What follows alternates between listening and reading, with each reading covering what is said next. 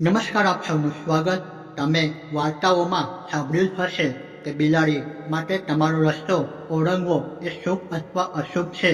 આવી સ્થિતિમાં ઘણીવાર એવું જોવા મળે છે કે જો બિલાડી રસ્તો કાપી નાખે છે તો લોકો કાં તો થોડો સમય રોકાય છે અથવા તો રસ્તો બદલી નાખે છે.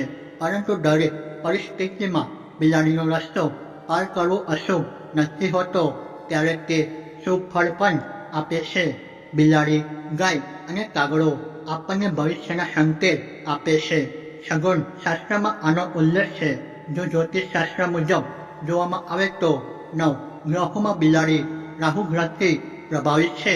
આવી સ્થિતિમાં તેનો માર્ગ પાર કરવાથી દિશા અને સમયના આધારે અલગ અલગ પરિણામો મળે છે.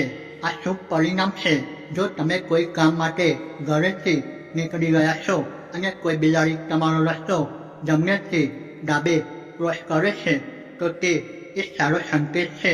આવી સ્થિતિમાં તમારે રોકાવું જોઈએ નહીં કે રાહ જોવી જોઈએ નહીં, કારણ કે જમણેથી ડાબે રસ્તો ક્રોસ કરતી બિલાડી સૂચવે છે કે તમે જે કામ માટે ઘર છોડી ગયા છો તેમાં તમને ચોક્કસ સફળતા મળશે.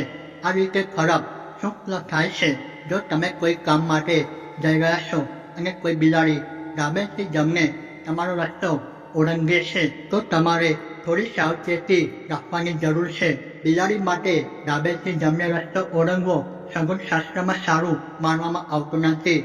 આ તમારા જીવનમાં મુશ્કેલીનું કારણ બની શકે છે. પછી આ ઉપાય કરો. આવી સ્થિતિમાં તમારે થોડો સમય રોકાવો જોઈએ. તે પછી પાણી પીને અથવા કોઈ પણ મંદિરના દર્શન કર્યા પછી આગળની યાત્રા શરૂ કરવી જોઈએ. તો દોસ્તો, આજની વિડીયોની અંદર અહીંયા સુધી. વિડીયો પસંદ આવ્યો હોય તો વિડીયોને લાઈક કરી ચેનલ સબસ્ક્રાઈબ કરી શકો છો. અહીંયા સુધી વિડીયો જોવા બદલ તમારો ખૂબ ખૂબ આભાર. જય શ્રી કૃષ્ણ.